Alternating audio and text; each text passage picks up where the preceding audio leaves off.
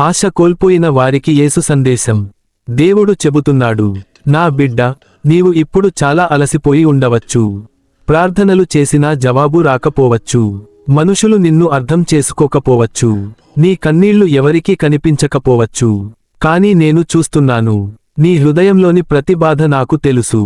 నీవు ఇక నా జీవితంలో ఆశ లేదు అని అనుకుంటున్న ఆ సమయంలో కూడా నేను నీ కోసం ఒక కొత్త మార్గం సిద్ధం చేస్తున్నాను.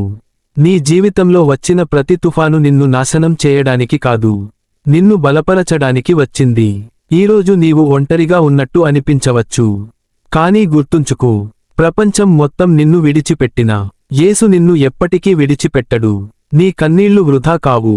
నీ ప్రార్థనలు ఆలస్యమైనా ఫలిస్తాయి. నీ బాధ శాశ్వతం కాదు. దేవుడు నీ జీవితాన్ని మార్చగలడు. ఇప్పుడే నీవు చీకటిలో నడుస్తున్నట్టు అనిపించవచ్చు. కాని దేవుడు నీ ముందుగా వెలుగును పంపిస్తున్నాడు. నీవు పడిపోయినా మళ్లీ లేవగలవు. ఎందుకంటే నీ బలం నీలో లేదు, దేవునిలో ఉంది. కాబట్టి ఆశ కోల్పోవద్దు. ప్రార్థన ఆపొద్దు. దేవునిపై నమ్మకం వదులుకోవద్దు. నీ జీవితానికి ఇంకా ఒక గొప్ప ఉద్దేశ్యం ఉంది. యేసు చెబుతున్నాడు, భయపడకు, నేను నీతో ఉన్నాను.